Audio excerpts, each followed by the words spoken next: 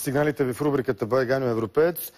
Художникът Чавдар Гюзелев ни е писал за един проблем, свързан с така наречената естетика в центъра, по-специално за някои от сградите, малкото хубави сгради, които имаме с фасади от 20-те и 30-те години в центъра, подложени на тежка варварска офанзива от примитивите и приматите, заприличали се на не знам какво пише ни Чочо Гюзелев. Да не говорим, че всичко това е незаконно. По-лошото е, че се оказва безнаказано и за това е рецидивиращо. Актуално е и заради дискусиите за кабелите и така нататък. Ето тази сграда. Сега ще видите в близък план. Всеки си слага кабели, както си иска по нея. Тук целта е да се свърже към оператор за кабелна и сателитна телевизия, предполагам. При другата сграда положението е по-страшно. Тя е също от центъра. Това е в района на Струмица, на 6 септември. Сега ще видите как Байганю си е направил дограмите, кабелите, каквото може да се сетите. Тук е някаква дъска. Ето по този начин изглежда тази сграда. Всъщност не е задължително всяка сграда да е картотекирана като паметник на културата, за да не бъде освинена в най-общия смисъл на думата. Ето виждате, няма никакво намерение това да се оправи след като е залепено. Имам предвид дограмата. Центъра на София, липса на контрол. Иначе имахме обещание да се режат кабелите, но това не решава всички проблеми, разбира се, и е друг аспект на начина, по който ни изглежда градската среда. Друг сигнал, той е от Варна. Ирена Георгиева ни е писала, озадачена от тази табела. Внимание, след 50 метра забранено за пешеходци, отдолу пък пише за пешеходци. Вероятно могат да си пешеходят в въпросния отрязък от 50 метра, който следва и после е забранено. Какво ни е писала тя? Натъкнахме се аз и моето семейство на тази табела на 12 май, когато чистихме. Не можем да си обясним какъв е смисъл на табелата и коя част от морската градина може да е забранена за пешеходци. Освен това, искам да сигнализирам, пише ни Ирена, и за незаконно сметище в район Приморски. Намира се на пресечката на улица Мадара и на улица Доктор Желязкова. Сега ще ви покажа и снимките от това незаконно сметище. Ето. Разбрахме, че мястото е собственост на строител, инвеститор, но само толкова. За да се почисти е нужна техника. Молим за съдействие от ваша страна за откриването му. В близост има и канал, който също е доста замърсен.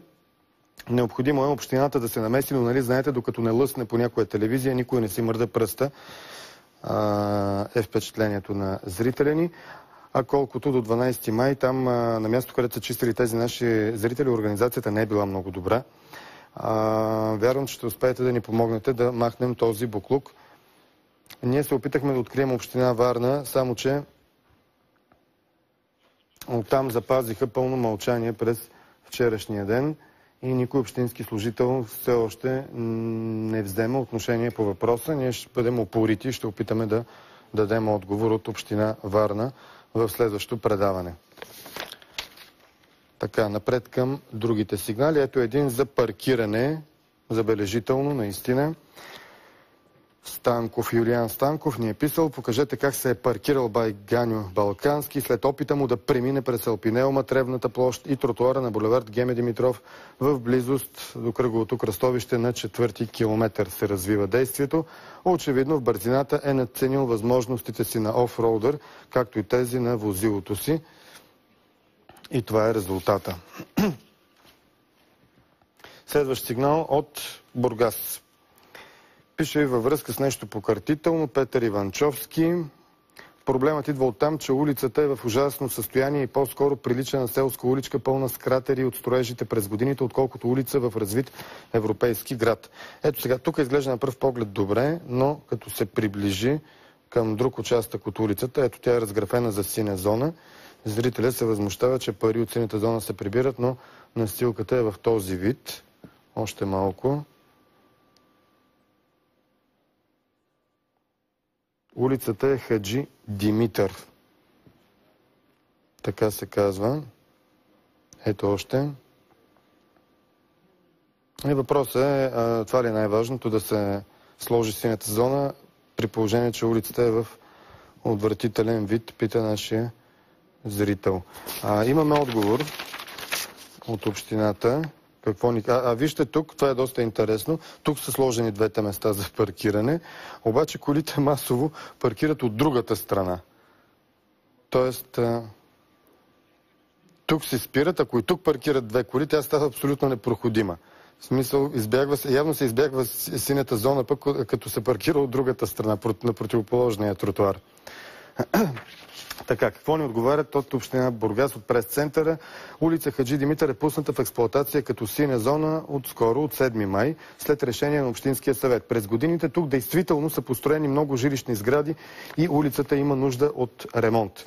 Община Бургас поетапно рехабилитира градската си пътна мрежа и доказателство за това са многото изцяло обновени улици. Така ще се случва и занапред. В конкретния случай снимките са направени веднага след разчертаването на улицата.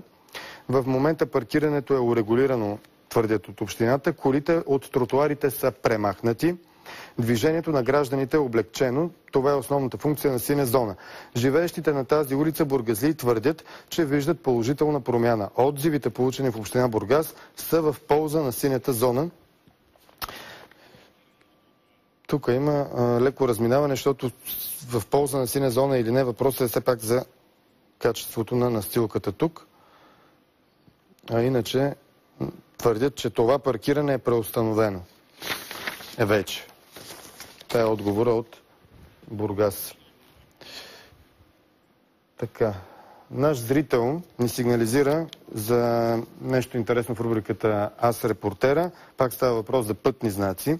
А именно, че в центъра на Свищов пътни знаци объркват шофьорите. Хората подозират, че двусмислието е нарочно, за да се събират повече пари от глоби. Кореспондентите ни направиха проверка по случая. Вижте историята.